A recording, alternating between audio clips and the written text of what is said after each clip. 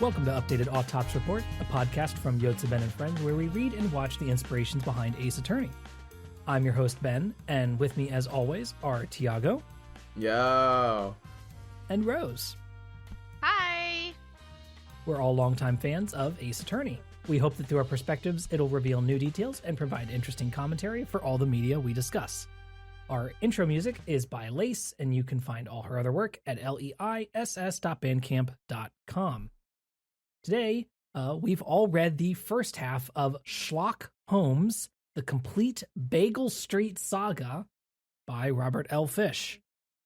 You might have recalled that last episode I said we're going to read all the stories, and then we've read half of them this time, and that's because there's a lot of fucking stories in this book, way more than I realized at first blush. And I thought, oh yeah, they're each like 2 pages long. You know, they're all like little short gag stories. And that they are short, but there's just a lot of them in here. So we just decided, rather than go whole hog on these, we were gonna instead break it up in half. So we did half of the stories today, which almost coincided with how the books were originally released. These were all like originally published in the Ellery Queen's Mystery Magazine. That name might sound familiar, because they you know, after their success with the Ellery Queen novels, they decided, well, we want to support the mystery genre as a whole, and made a mystery magazine that published a lot of stories, short stories, that kind of stuff from various authors. And once Robert L. Fish's short stories here were, you know, he had a pile of them, they were then collected into 2 books, which were called The Incredible Schlock Homes in 1965, and then The Memoirs of Schlock Homes in 1974. And then this collection that we're reading today is all of them put together, that was released in 1990. So Robert L. Fish has done a lot of other like mystery novels and that sort of thing. So you can find plenty other just very traditional mystery fiction from him. He did win the Edgar Allan Poe Award twice for his writings, and his book Mute Witness was adapted into the classic Steve McQueen film with a great car chase called Bullet. So he published this book Mute Witness under a pseudonym, though, Robert L. Pike. Get it? Ah. So yeah, I think this guy's funny. Maybe actually, he likes to goof. He likes to do his goofs in addition to his traditional, murder mystery type stuff. So the reason we're reading this collection is because one Shu Takumi mentioned it one time in an interview, translated by Ash, as always, from Gyakuten Cyber Library in a Famitsu interview. This was their August 10th, 2017 issue of Famitsu.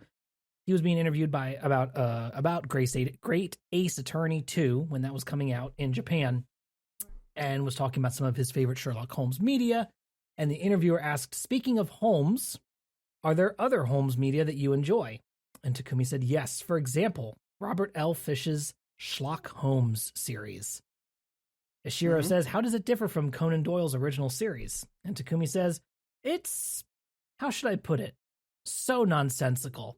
The Holmes in this series is not serious at all, and he makes all the wrong deductions.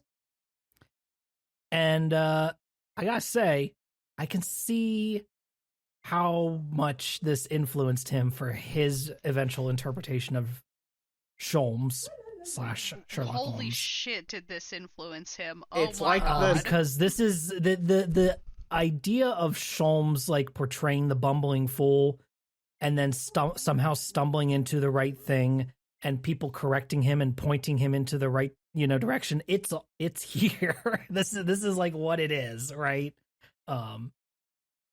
It's this is the template in a way. Mm-hmm. It works. It is. This truly would not have like exist. I mean, yeah, no, the Great Ace Attorney truly would not exist without this Schlock Holmes, and I gotta say, I do love it. I think it's really good. I like it a lot. These are pretty fun, I think, overall. I think the only downside, and part of the reason why we broke them up, is because when you read so many of these in a row, I think they do start to wear on you no matter how much you might enjoy them. Because there were a couple of these where I was like, okay, I get it. All right. We get it. We've done this bit 3 times in a row. But when you imagine that they're coming out once a month or a couple times a year, periodically in a magazine, right? And you're just reading one every 2 to 3 months. Well, then that's just a nice little palate cleanser. Whereas here we're taking the garden hose and, spraying it directly into our face.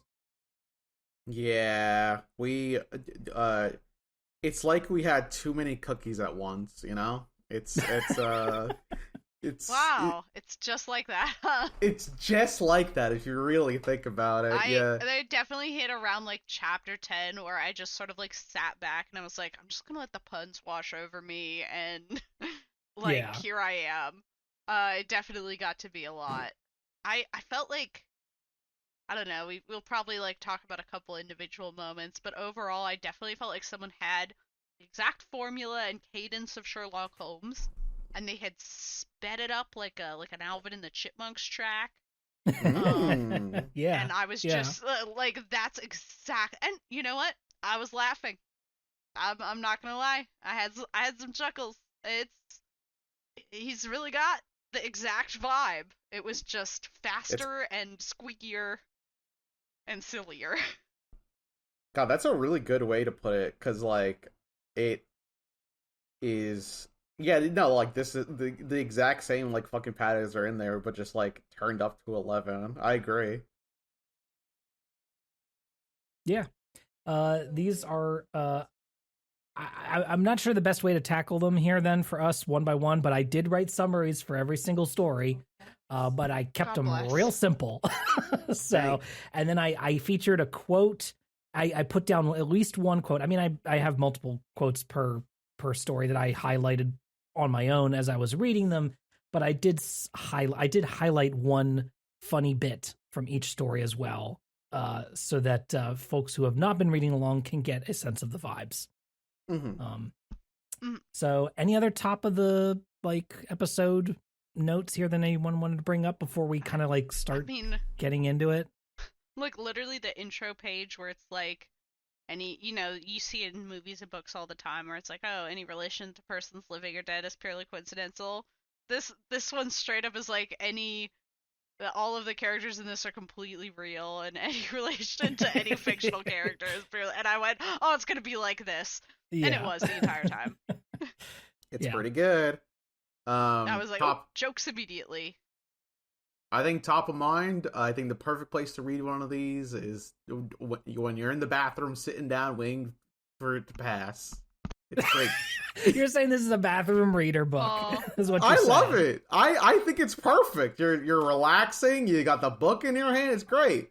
I gotta tell you, the smartphone has really killed the bathroom reader. The smartphone has killed the bathroom digest. God, I used to remember visiting say your grandparents or something, and they'd just have a whole library in their bathroom ready to go, and it just does not exist anymore. That's gone. Magazines. A whole basket of them for you to read. This is what would be in the basket of magazines, and it deserves to be there. It's a pillar holding up the bathroom. Parentheses positive. Yeah, parentheses pause, of course. Yeah. That is what I have top of mind. So let's get into it. Okay. All right. Well, the first one is The Adventure of the Ascot Tie, which involves Schlock Homes and his ever-diligent assistant, Watney, being asked by Miss Wimpole to stop a heist of valuables from her Egyptologist uncle. But Schlock misinterprets the evidence, leading him instead to bet on horse races and win big. The next day, the newspaper reports of many rare diamonds going missing. And my quote I highlighted here was, "The lady seems terribly upset," I remarked, watching Holmes all the while for his reaction. "You noticed that also, Watney," said Holmes, smiling faintly. "But of course," I replied. "Her message reads, 'Dear Mr. Holmes, I urgently request an audience with you this morning at 9 o'clock. I am terribly upset,' and it is signed Miss E. Wimpole." Yeah. Yep. Reading this one made me realize that, like, this version of Schlock and Wani are essentially just Daffy Duck and Porky Pig. Like, it truly is that dynamic of, like, incompetent fool so sure of himself that he can't fail, and guy who looks up at him because he believes wholeheartedly in the confidence. This is also the first story where I was like, oh, I actually have to, like, understand what's happening in this scene when they're moving so fast, because I will also end up lost. It took me a little bit to figure out they were just gambling on the ponies. That's why I was like, oh god, I gotta actually that. That's not what I said. I thought you'd get that one right away. I just said that. Oh my god! I just meant that the dialogue chosen was, like, so fucking a Doyle-ness, or Conan. There's, like, a word to describe Arthur Conan Doyle's writing. The Doyle-ness, sure, yeah. The Doyle-ness. Why not? I think it has it, whatever that is. It's so Doyle that I was just like, wait, what the fuck is he smoking? Which is my favorite reoccurring bit. Is the fact that every time he goes to smoke something, it's a weirder and more obtuse pipe. Yes, he's always got something strange that he's smoking, and they're always having their fish. Yep. And the person who's about to ask them to help them on their case is always just arriving. And I believe they're arriving just now. You know, which is so, like, you see why I bring up the sort of the sped up Alvin and the Chipmunks, like, feel to it. But of course, this is what happens in Holmes stories in the first place, is that they always, like, almost always the client is arriving just at the moment. So we're just turning that on and putting the dot right on top of it. This was in a magazine. It had to be short. You had to be snappy. We have no time, and this captures that feeling. We need more room for puns. Yeah, exactly. Oh god, and there are the puns. So just let it wash over you. There's so many puns. I know, there's so many puns that I was starting to miss them at times. Like, so if you also read this and you're like, you guys didn't bring up my favorite pun, it might be because there's just 100 puns and sometimes you only catch 50 of them. I gotta be honest, I don't even know if I remember any of them. It like, everything is a pun to the point that you can't comprehend it exactly. I just know that at a certain point there's a character named Captain Moron, and that was the point where I was like, alright. No, Colonel Moron, so sorry. I was just like, yeah, alright, every fucking thing in here. It got to the point where I started saying the words out loud to see if I could get the pun, which, like, yeah, I don't know if that's the intent, but fuck it got me to do it. Yep. Well, we head right on then into the adventure of the Printer's Ink, which tells of George Book, a bookie, arriving at Holmes's Baker Street apartment, begging for help after receiving a flyer warning that the good book says gambling is a sin. Holmes tracks this to Professor Marty, who he suspects is running a secret printing press to avoid paying guild wages and dues. Ignoring the pallets of counterfeit money, of course, he confronts Marty and tells him to stop his wicked ways of avoiding the guild dues. The next day, the newspaper reports a flood of counterfeit money into the economy. The professor, you recall the stacks of new money in the warehouse? These counterfeiters have victimized Professor Marty himself. As much as I disagree with their métier, I cannot find it in my heart to pursue them. God, I also really like that this one has the Bagel Street irregulars showing up. And what was it here? Oh, yes, sir, replied the lad. Since Dr. Watney has been treating us, we are all quite regular once again. That was so pretty good. Stupid. It just keeps coming. Dumb. It's good. It's stupid. Everything's stupid. I'm happy. I can see how this affected Mr. Takumi. Oh yeah, it's like fucking there. We all see it. I like Professor Marty because it introduces him as a character who's completely serious about his crime that he wants to do 100%, and I would also be losing my shit if Daffy Duck every day caught me. But the thing is like, he lets him go. Yeah, he lets him go. He gets he he just says, well, obviously you are running a printing operation secretly so that you don't have to pay guild and union dues. Mm-hmm. Pay What you're your printing, union though, I don't dues. care what you're printing. It doesn't matter if it's money. It's fucked up if it's anything else. I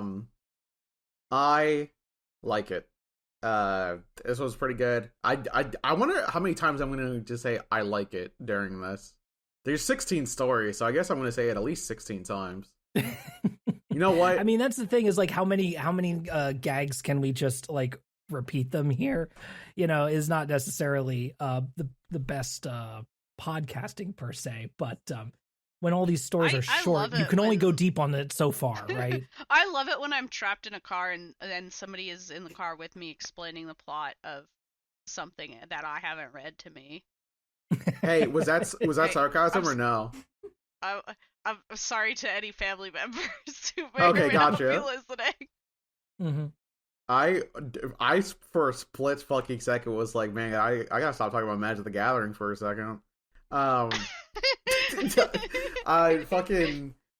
Let's move on. I don't have anything else. No, I do like this one. It also took me a long fucking time to realize they were gambling. I just get lost in the puns, and sometimes I'm like, I don't know where I am, and then the story will say something. I was like, okay, I guess we're catching the villain.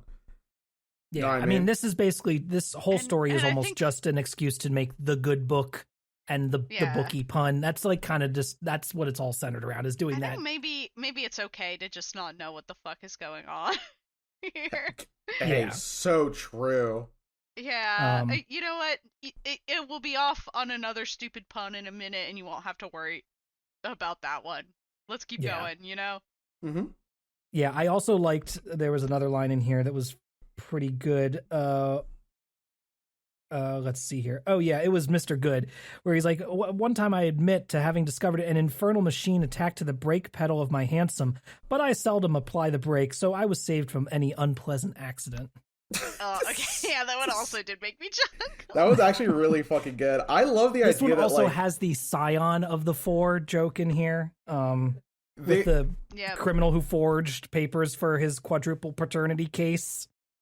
that's so fucking So we're good. making the joke on the sign of the four, but the scion of the four, like it's constant. Again, we're doing that Yeah, all the time. They will. So, like, an opening bit is that Watney will describe his other stories, and they are all puns of the other names. oh my And god, so many puns. oh my god, the fucking plunger one got me because I was like, are they going toilet mode? No, that's not what they were doing. But that's later on. That's later, That's like yeah. that's like story 12 or 13. Let's go to story 3. Yeah. Also, every single story from here on out, the Bagel Street irregulars are always called the Bagel Street regulars from here on out. Yeah, that's they actually just really switch good. back. It's also very- noted that one. Yeah. So, yes, the next story is in the adventure of the atom bomb. Holmes fakes his death and then uses this lie to investigate a mine being dug by Frederick Adam to test an infernal new machine.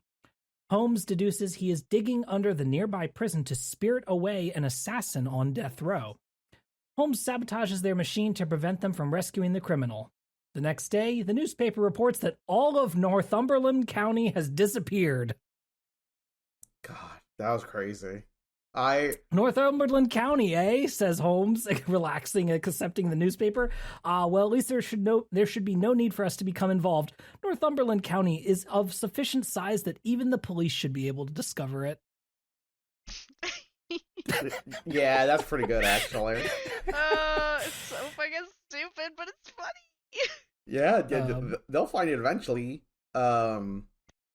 I think this was all right. I just kind of get lost in these, and this is definitely one of the ones I got lost on. I mean, it's just we're doing the atom bomb joke.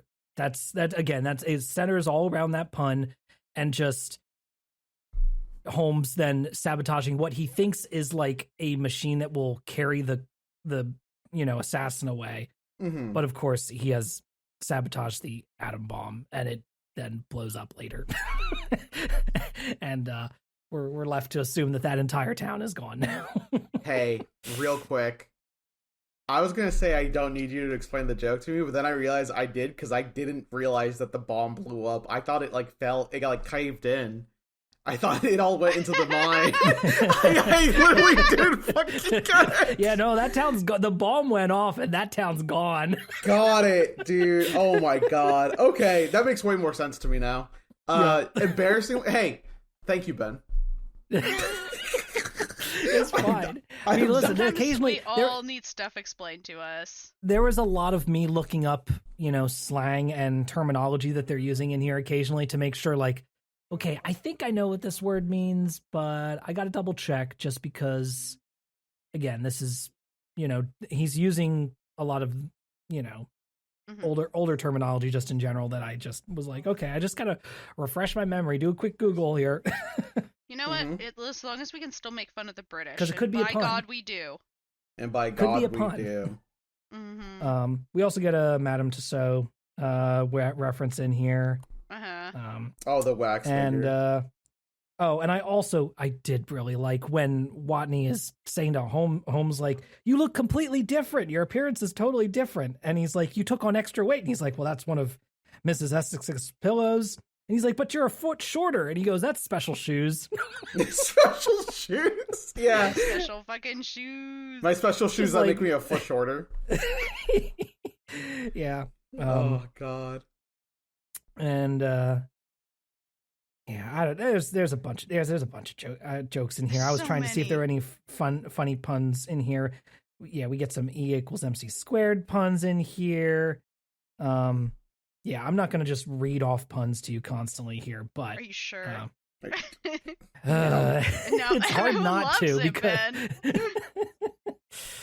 The next story is The Adventure of the Speckled Man, which features a druggist who has had flagging sales for his cocaine, heroin, and opium, and as such has rented out his warehouse where he stores the medicine in a vault to the strange musician, Mr. Murphy. Realizing that this man is actually Professor Marty. Excuse me. Marty, we gotta go back. We gotta go fucking back, Marty. Right. Realizing that this man is actually Professor Marty, Holmes assumes he must be using the warehouse to dig under nearby banks. Holmes finds a nearby ventilation tunnel and places dynamite in it to collapse their passageway. The next day, the newspaper reports an influx of drugs in the city and a terrible bombing in the subway. Yep. This is watching it be like kind of similar to a real Sherlock Holmes story that I know is when I go look at I do the fucking Leonardo DiCaprio pointing meme and I go, oh, that's the one where they dug under the bank. Yeah. And again, you kind of can see the format here arriving pretty clearly in that goofy things happens, then they read the newspaper the next day and you hear how things actually went and how they actually fucked everything up. And somehow... And they don't realize it. He always recognizes Professor Marty. Yes. That's the one thing he can do, no matter what Professor Marty's disguise is. He always knows it's him. And it seems to be correct every time. Like, there's no incident where he's like, and it wasn't actually Professor Marty. Like, it is actually always him. It's always Marty. Who else would it be? Exactly. It can only be him, obviously. There's one friggin' professor. Let's see.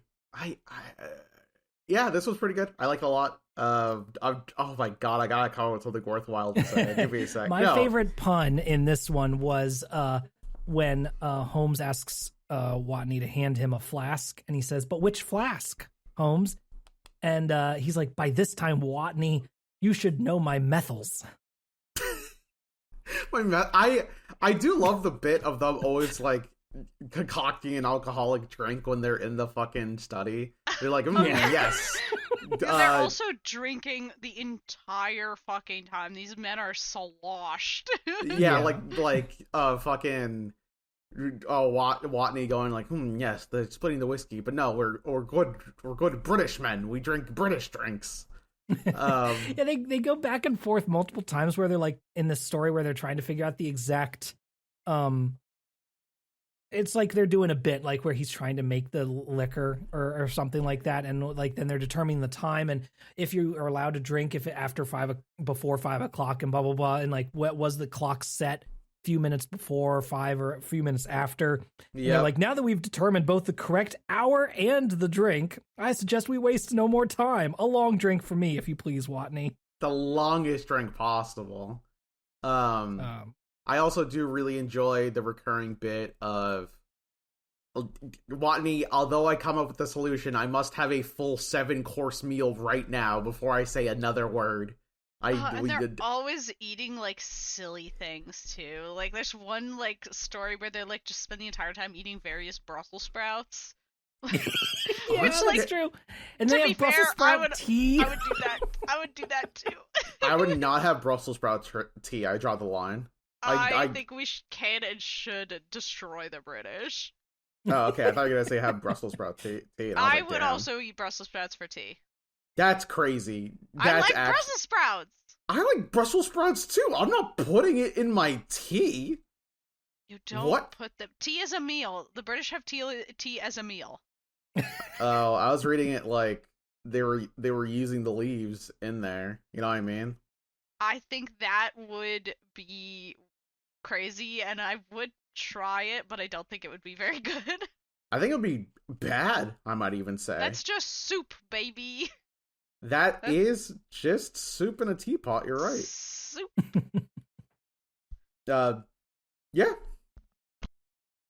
Next. Should I be hitting the next button? What should I be hitting? No, it's fine. In the adventure of the stockbroker's clerk, a stockbroker named Jonathan Fast of Fast and Loose receives what is clearly a threat on his life. Your time is running out. Holmes solves this as being a note that says the man's Time magazine subscription is about to expire. The next day, the newspaper reports that Mr. Fast's car has exploded. That's basically it. Also, Schlock hates his car. Yeah, he fucking hates this goddamn thing. It's so funny. Yeah, he has a vendetta against cars, which I guess fair. Yeah, his bit. What was the there's one always different, various weird methods of transportation as well that keep getting mentioned. And they're always like talking about how they like have already booked a train or like he's already got the a train. Cab or like. And they're always hopping off the hansom or off the trap before it even finishes stopping. Yeah, they're like, we were off it before we had even stopped, It's just like always in a hurry. Just always. Yeah, what was the line here? It goes. Watney says, it appears that he was cranking his new Clark 4 yesterday. It gave an explosion more violent than usual. And as yet, the police have been unable to properly separate the tangled parts of Mr. Fast and his motor car. Oh my god, yeah, they were smushed together. It's funny how much Holmes just says that's just because his car was dangerous. Taking away a wrong lesson. But I love it. I love how much this dude just fucking hates this guy's car. He's like, every second this dude was talking, he was like, I don't even want to help him. I don't even want to assist him with his case, but I'll do it because I like solving puzzles. Yeah. That was my Schlock impersonation. And he comes up with this crazy story about how this specific, hyper specific kind of person must have written this note, and I'm gonna go find them. And then he finds somebody that matches that exact hyper specific description, but they did not write the note. Yeah. And so he just can't figure out what the fuck is going on. And just declares that they must have had amnesia when they wrote the note. Yeah. It's so fucking stupid. And then everybody goes, wow, I can't believe your powers of deduction, so Holmes. Smart. You're so smart. Yeah. Oh, man. Yeah. Again, that one's a pretty quick one, and relatively uncomplicated. In the adventure of the missing Shane Stroke, Holmes is requested to find the missing college rower Charlie Charles. He's obviously been kidnapped and definitely hasn't just been partying and getting blackout drunk. They rescue him and then nurse him back to health with coffee. Also, all their watches get stolen, and nobody seems to be able to figure that one out. I love the fucking the realization I had when this drunk ass fucking college student is a pickpocket, because he was like, no, he's just a really bad magician. He can't get the watches to come back when he makes them disappear.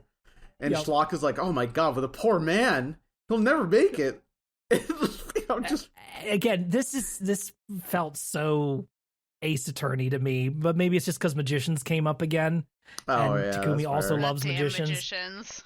But yeah, it's just he's just a terrible magician, and he's really good at making watches disappear, but he's really bad at bringing them back. He's so bad.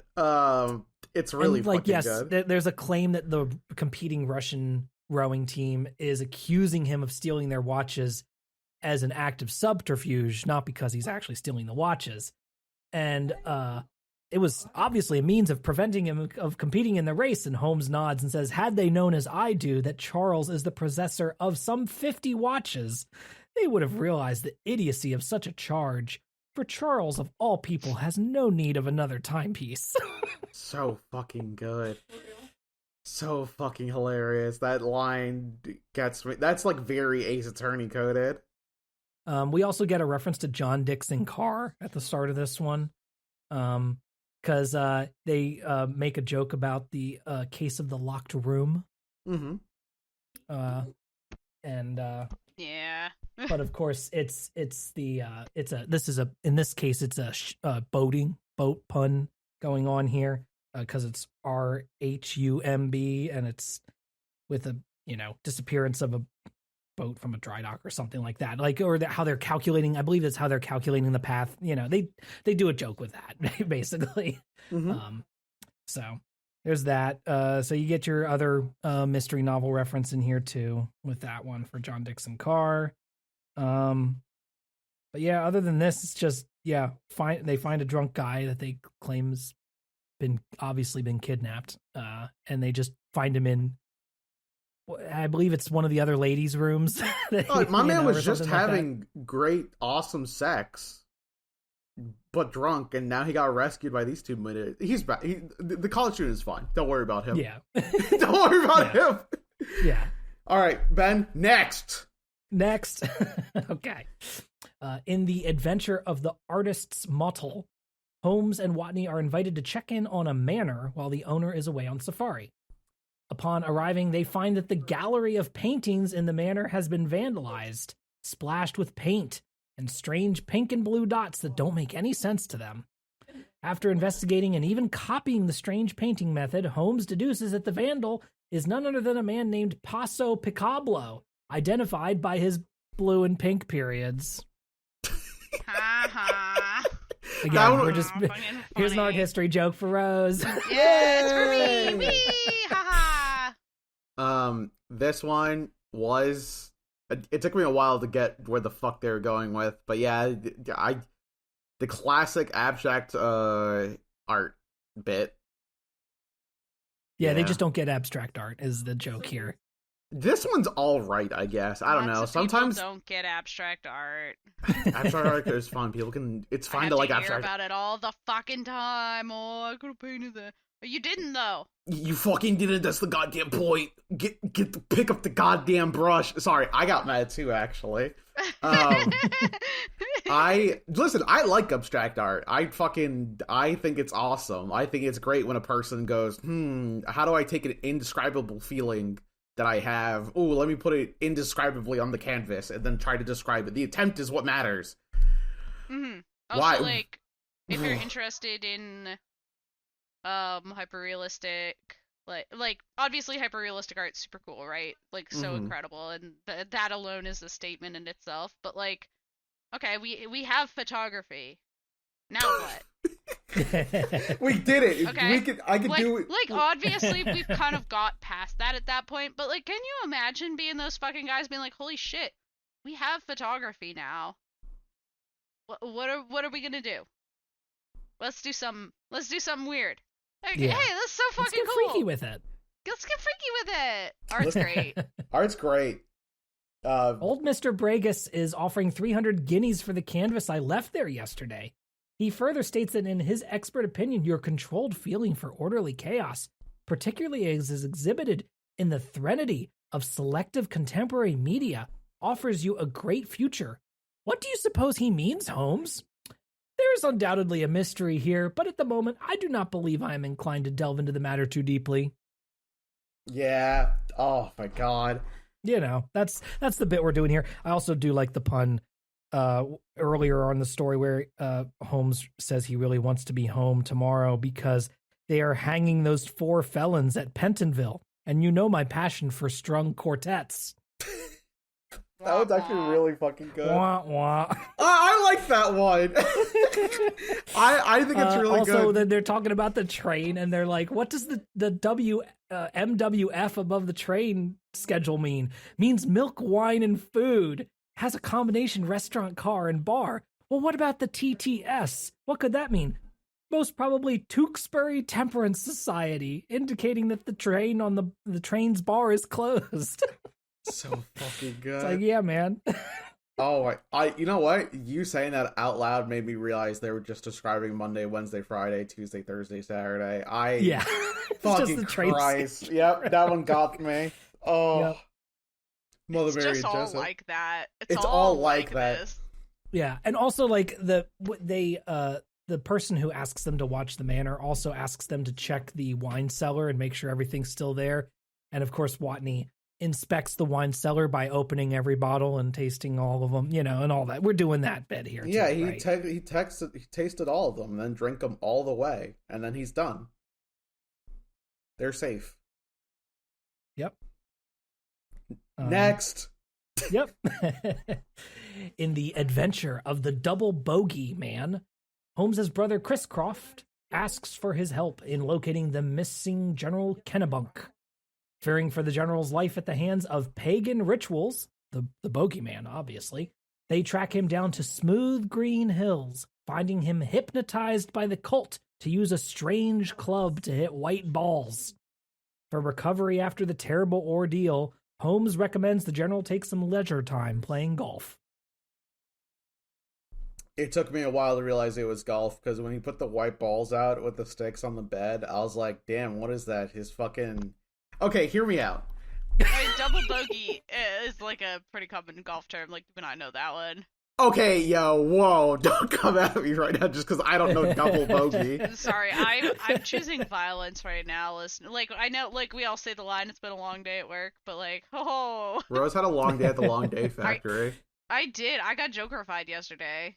So, when they were describing spiked shoes underneath his bed, and then the sticks with the white balls, I thought this was doing like a BDSM bit, but then thought to myself, I don't think they would have done BDSM bits back in whenever this was written. But I mean, it was only the 60s, but anyway. Oh yeah, you're right. So it could have totally been a BDSM bit. But like, it could have been. But I was reading it and I was just like, I don't think Schlock Homes knows what sex is. I don't know.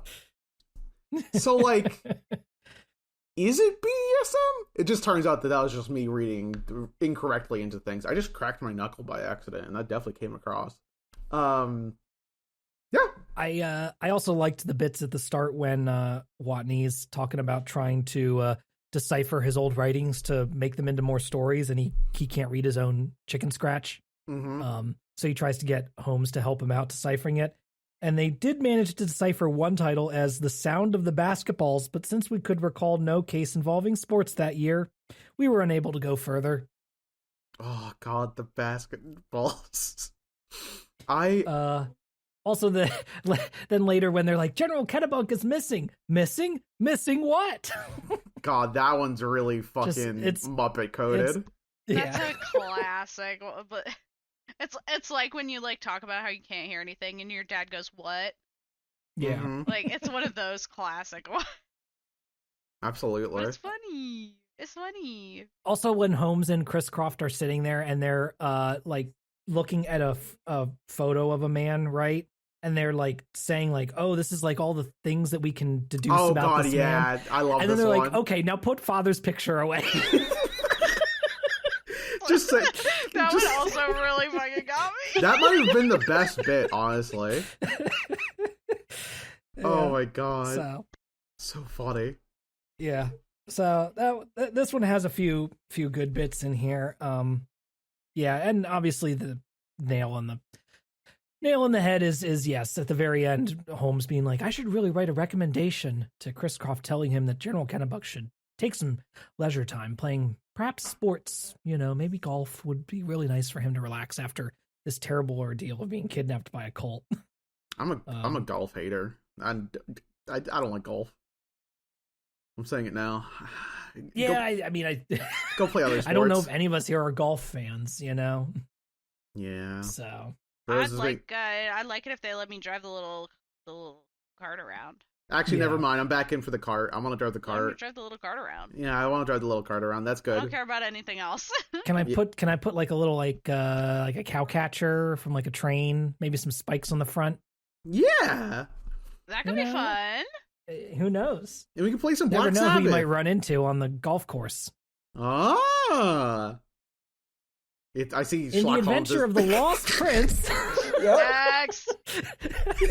In the Adventure of the Lost Prince, Holmes is tasked with finding a ransomed royalty, described as 8 years old with silky hair, black eyes, and the cutest pointed ears, and his nose is all speckled. Holmes engages in some shockingly not offensive drag and finds the missing boy, and maybe a dog too. Anyway, the boy runs away and they attempt to adopt the dog, only for it to run into the arms of the royal family, overjoyed, of course, for the return of their pet. I can't believe Schlock Homes... It worked out! It worked out. I actually think that Schlock Holmes being fucking... That bit was actually kind of surprising where he dresses up as a woman and goes on. I'm just like, damn, he's actually making it work. This is like a Bugs Bunny bit. Another reoccurring bit is he's constantly like, okay, well, you meet me downstairs in 5. I gotta change into appropriate dress for this investigation. Like, I have to change my clothes real quick. Like, he's constantly doing that at the start of every adventure. Because he's always in his dressing gown first. Yeah, he never is out of his dressing gown. And so he's always, whatever he ends up wearing is sometimes, like, part of the joke. Sometimes he just changes into his normal clothes, just to spice it up a little bit. But...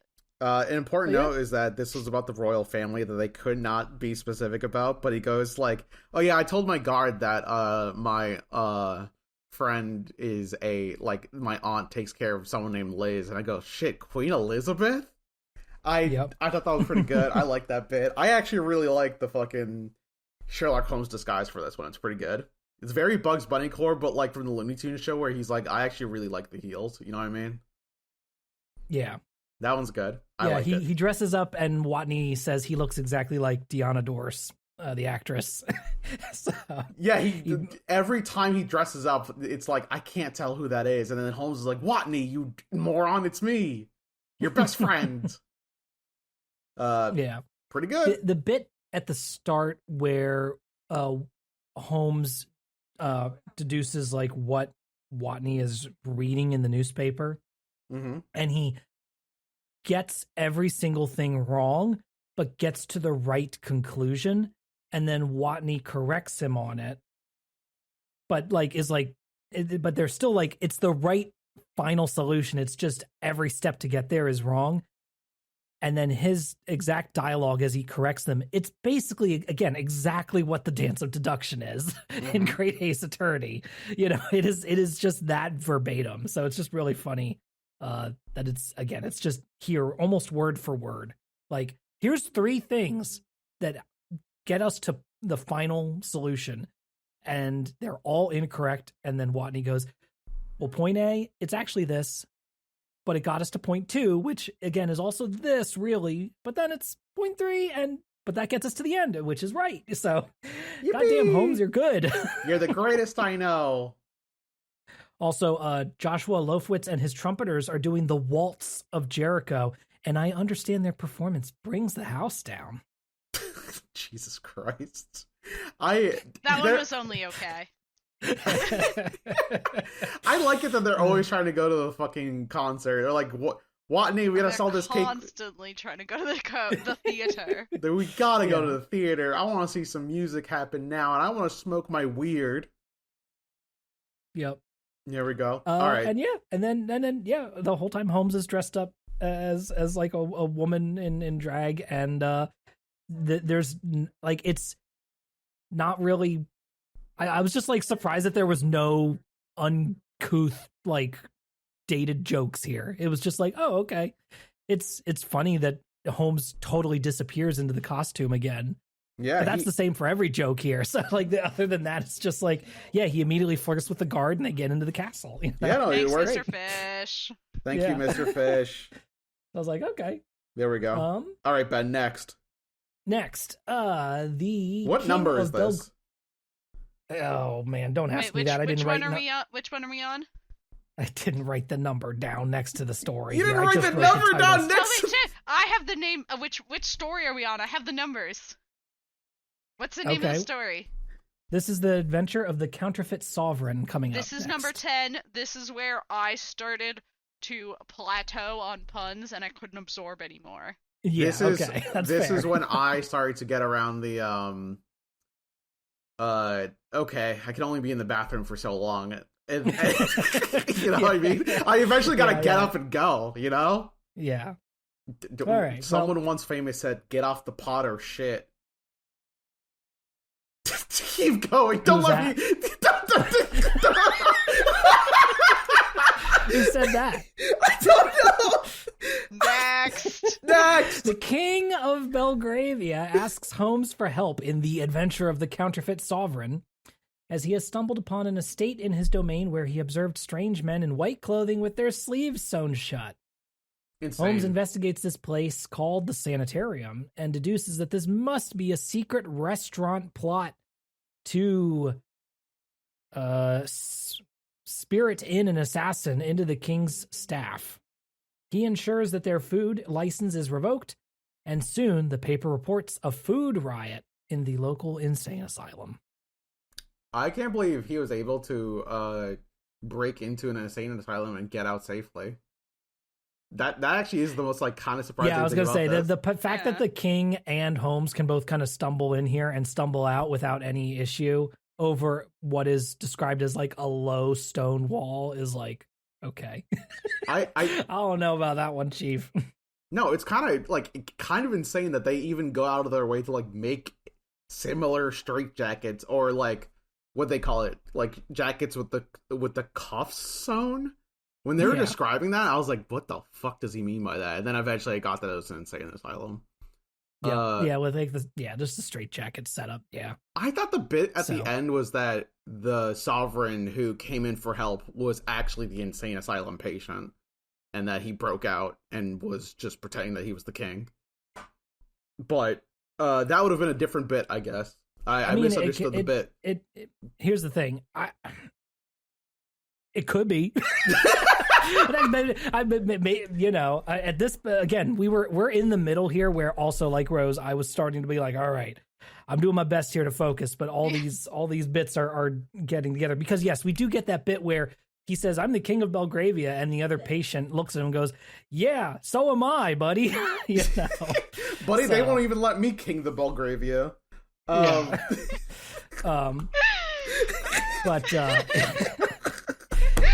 when the king shows up and he says, "Can I got to keep this secret. Can I say anything?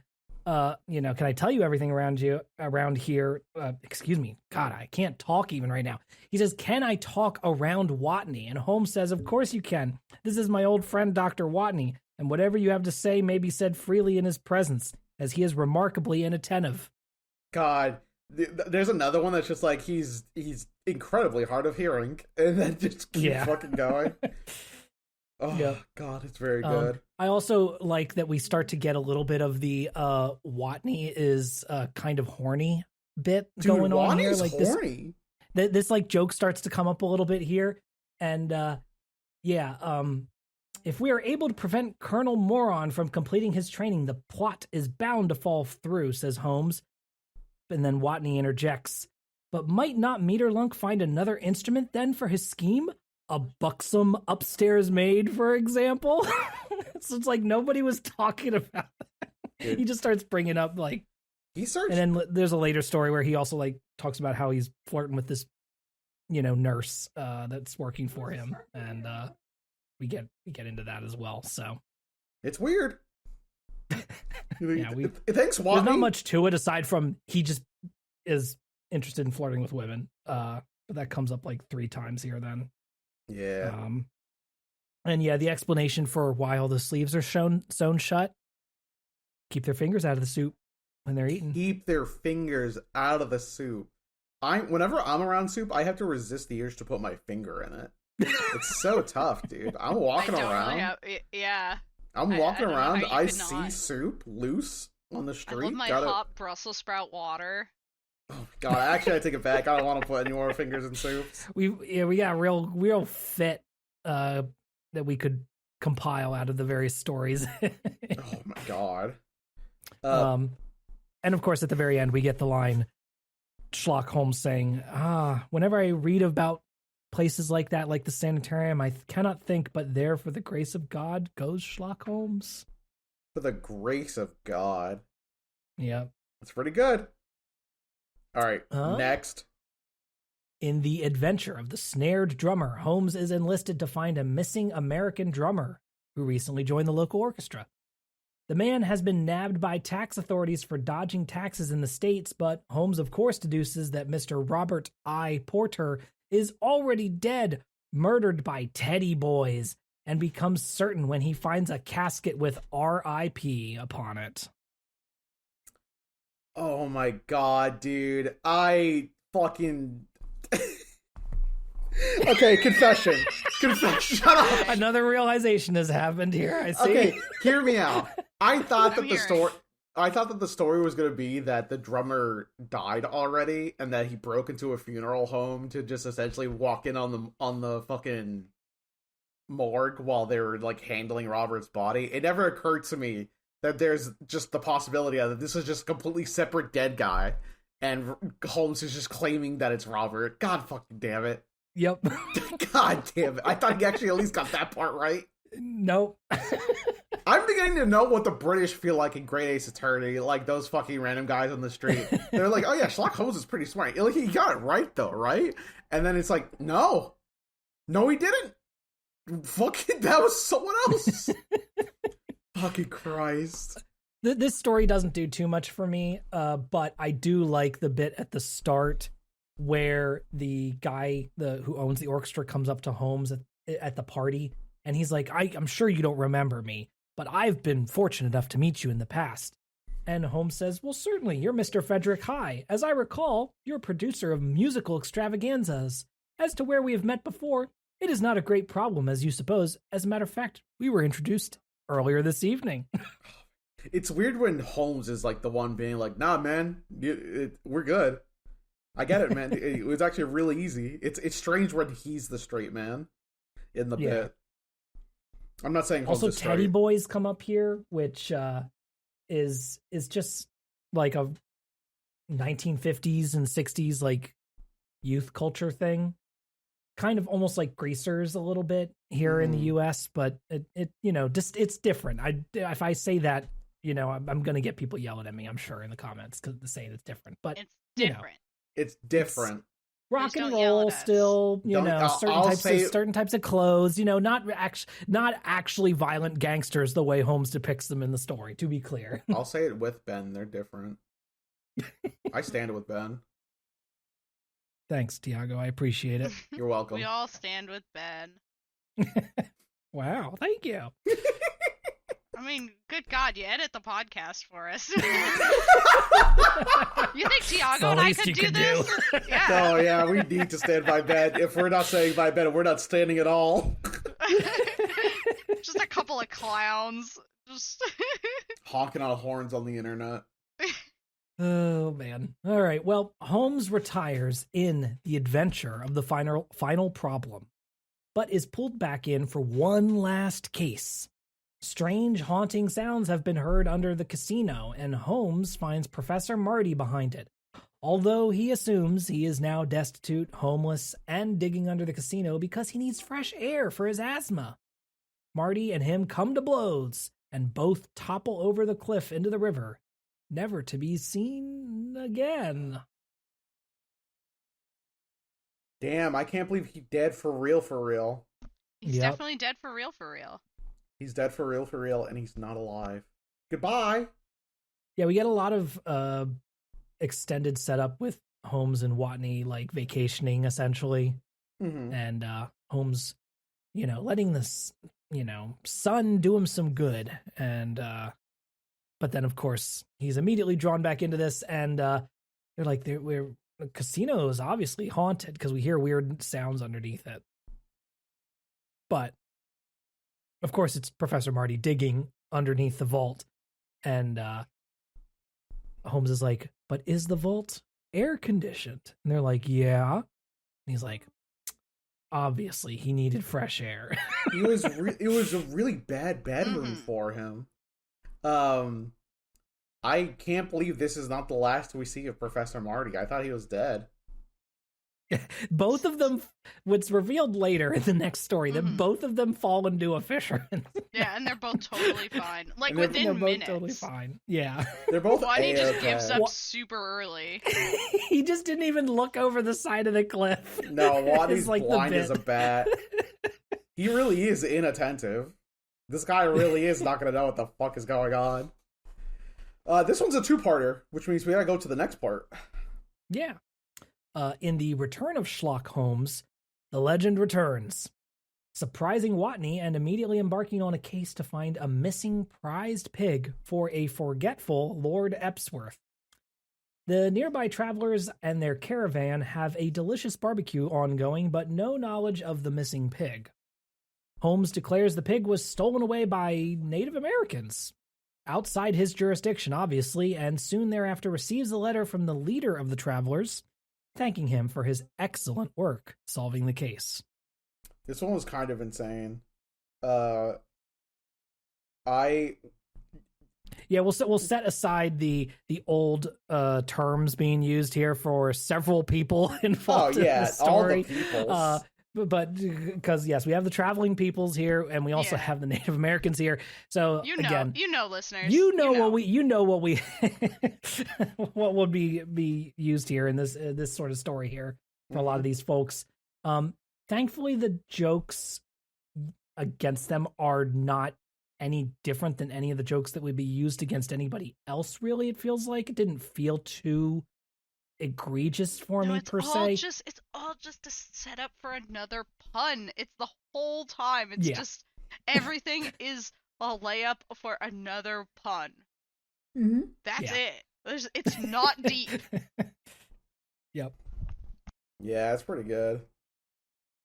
But yeah, this Lord Epsworth guy, he keeps forgetting that he even has this pig in the first place, or that it's been stolen or has disappeared. He just keeps going, well, my pig should be out there. But if you do see my pig, just ask it to come on back, okay? Very gently and very kindly. Just ask, just be like, hey man, can you come back, please? I bet that pig was delicious. I'm thinking about it. I'm thinking about how good that pig must have tasted. That pig probably had the big pig. Best I bet it drugs. I would have fucking ate that pig for sure. I also liked the joke about the fighting Scottish families that they encountered at one point, aka the adventure of the steamed clans. Oh my god. I guess that's the one that got me. I simply just went, oh my god. That one got me because I was thinking of the fucking steamed hams bit. I was like, oh yeah, steamed hams. Wow. Mm-hmm. Thank you, Simpsons. Also, again, Duchess of Bloating's really funny. It's pig name. I actually can't stand with you for that one, Ben. I think that's normal. That is the name of the pig. That is a normal name for a pig. I'm so sorry. Okay, Duchess of Bloating's. Okay, normal name. Okay. I didn't think anything of it, to be honest. Sure. That's a normal pig name to me. She's normal to me. She's normal to me. All right. Yeah. I sure. I can't fight it. The council rules. Normal pig. It's silly. It's silly. Yeah. I just the idea of just being like, Normal, it's fine. Yeah. All right, well. It's very silly. I'm so glad that I have like a head rush. I have like a fucking I'm glad that these short stories are actually like meeting us halfway on how absolutely ludicrous we get. Sometimes they're right here with us. Oh, true. Yep. Yeah, they're also lightheaded. Yeah. The story. Well, Chris Croft asks for Holmes's assistance again in The Adventure of the Big Plunger, in which famous financier Lord Finch Framus looked at a stock ticker and then plummeted out the window. Holmes solves the case, realizing that obviously the man was sick with a terrible disease and just decided to end things early. The next day, an unrelated report that the stock market has crashed appears in the paper. Kind of insane for a suicide story in these bits, but like I guess it makes sense, right? Like they got to do it eventually. The Big Plunger, It's just that like I was like, is this a little too dark for Schlock Holmes? And I realized probably not actually. No. No. But like, there's some guys like almost blamed for the murder, and then they like get him off the hook. So like, yeah. And he didn't do it, so it's fine. Yeah. Yep. Ace Attorney coded. I will say the entire conversation where they talk about who these characters are in the first place. Like, are you acquainted with Lord Finch Framus, the noted financier, only by name? I immediately went to the Jim Downey bit on Conan where he's talking about Epstein. It's like, Epstein. Epstein, the New York financier. Yeah, the one with the island? Yeah, the one with the island. It's like, that's the exact tone of voice that is coming across to me. Oh, yeah, and Silas Weatherbeaton, the American. Oh, the American financial genius. Oh, yeah, him. Mm-hmm. Oh, yeah, I'm sure they're very normal people, No, there's nothing wrong with either of them. No, they're fine. They're fine. Wonderful people. I haven't heard anything. Oh, my fucking God. Lord Finch Framus, I've got bad news for you, Jim. He's dead. He died a couple years ago. Ha! Nice try. Nope. I would have heard about that. I would have heard it. Yeah. So anyway, Christ. That's basically the whole bit for this one. The Adventure of the Widow's Weeds. A Chinese immigrant who runs a smoke shop is worried that the spirit of her dead husband is haunting the shop after she hires a new assistant. The assistant makes a wonderful new type of cigarette called marijuana that has been selling well, but now all the students who come to smoke in the smoking room are behaving destructively and very strangely. Mm-hmm. Holmes says it must be the stresses of college finals and the local sports tournaments getting to them, and simply instructs the widow to close her smoking room. Close the room. And also... it's a very simple solution that he offers her. The way he gets there is silly, though. Yeah.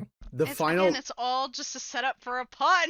The final pun in which that they're describing the new cigarette is going to be sold to the local sailors, and then instead, Schlock was like, wait, don't let them know the name. Don't call them reefers. They'll be mad.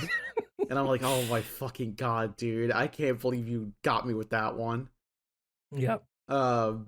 Yep, this is where we get all our weed puns. All our weed puns are in here. So, yep. Apparently Watney had one, but it was way too acrid for his taste. And my response to that is, brother, what?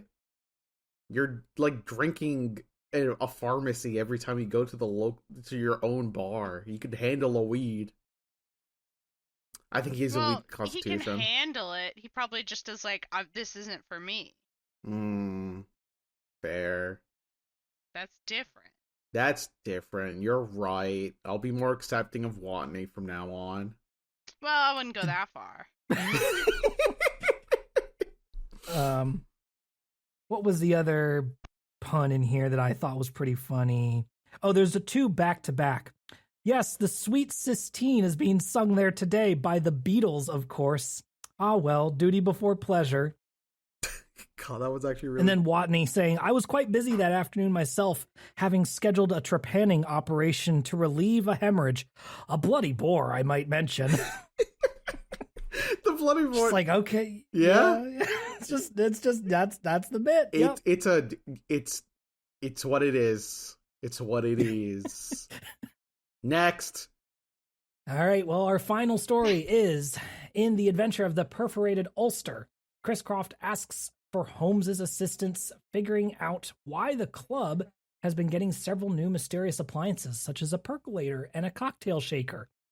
Holmes solves a cryptic clue that deduces he must mean Irish rebels are attempting to ruin the noble British club, and duplicates a bunch of rare stamps that he believes they were using as funding. Unrelated, the coupon trading company goes out of business due to thousands of their stamps being forged.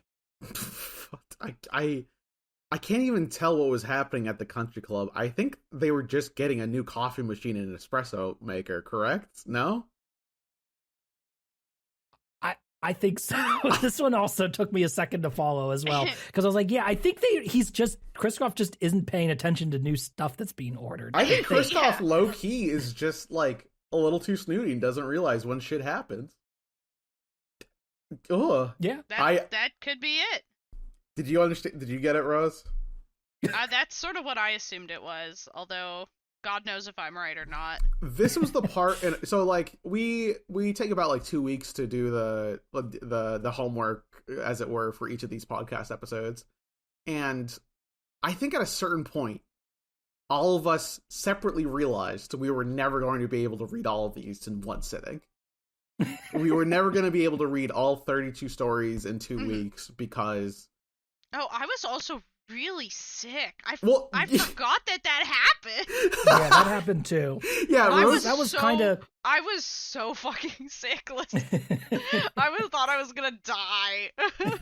I wasn't gonna die. It was fine. I would even go as far as to argue that like maybe even doing 16 was a little too much for one episode, but also we have the other problem where they're really short and there's almost nothing to say about any like individual story sometimes. And it's just like, yep, that was the bit. We got our one joke that was delivered and then we moved on. Right? Yeah, like I didn't want to have like 3 episodes of us talking about this book because there was not going to be enough to talk about here. Even 2, I think, is maybe pushing it, but we'll make it work, right?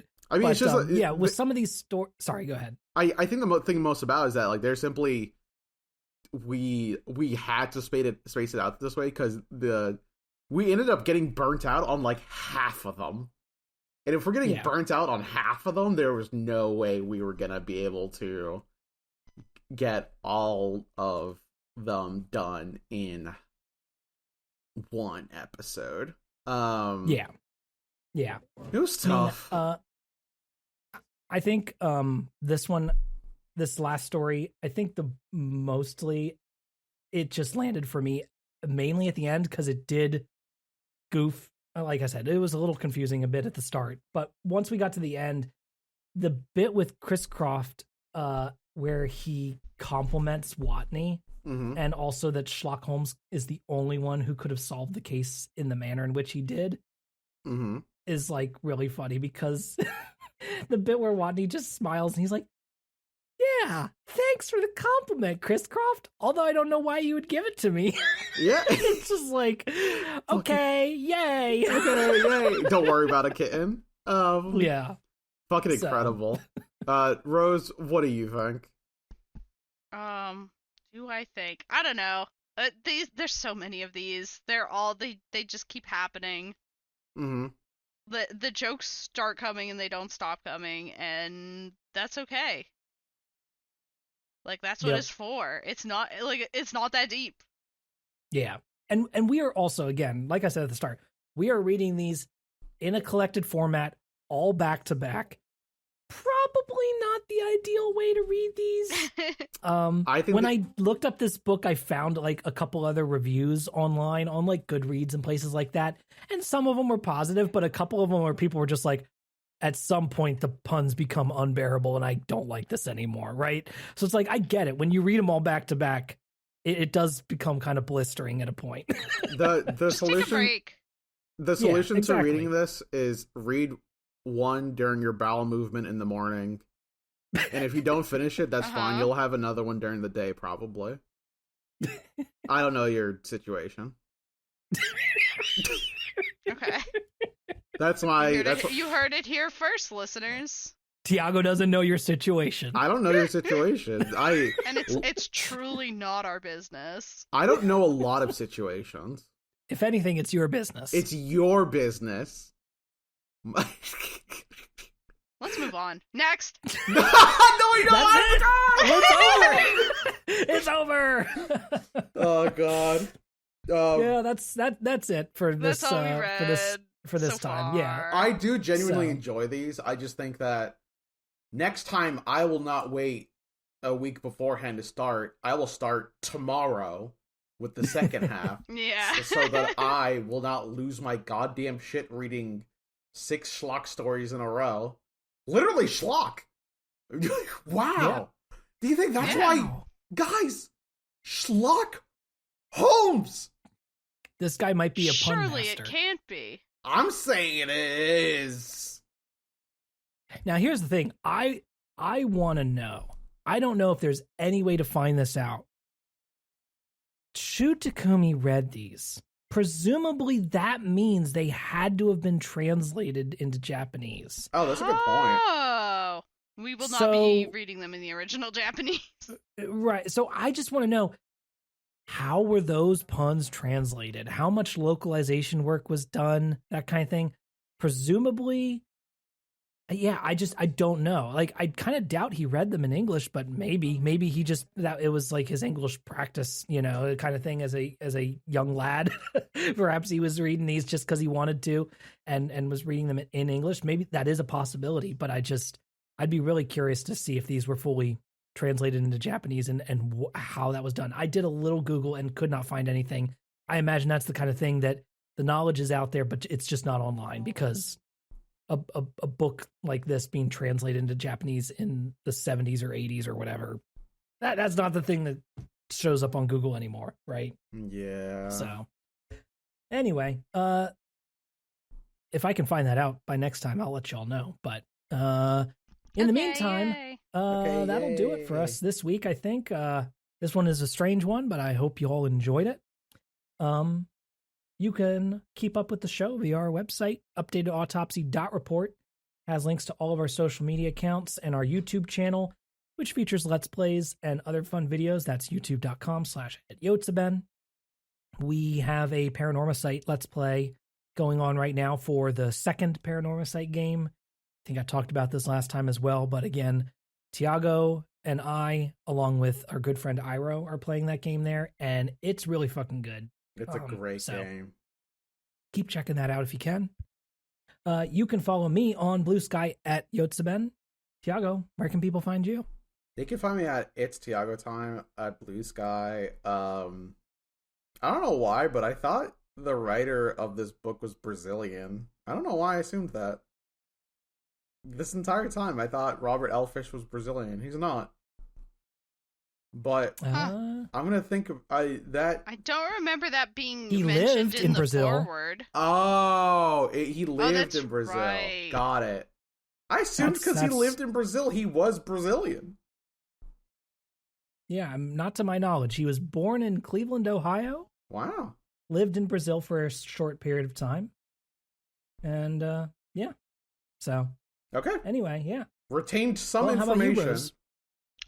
You can find me at Rose Nonsense on Blue Sky, and you can also find me at Anime Boston this year. I'll be there. Oh, you will probably not recognize me, but if you do, you can be cool. But if you do want to talk, you can come up to me and ask to see my attorney's badge. I probably won't have one.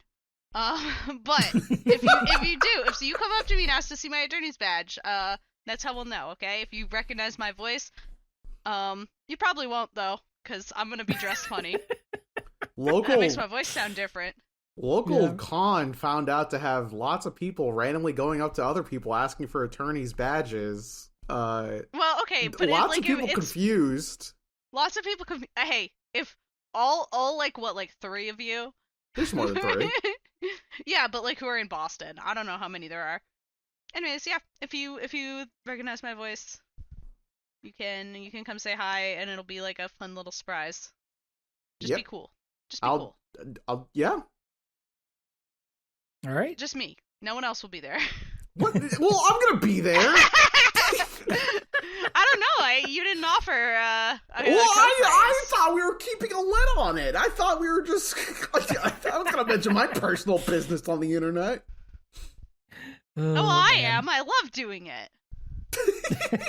Fair enough. Well, thanks for listening, everyone. We hope you'll rate and review us on Apple Podcasts, Spotify, or your favorite podcast platform. Next time, we'll be reading the rest of Schlock Homes. And hopefully we won't be completely punned out by that time. So we'll see you next time. Bye. I will be. Bye. Bye-bye.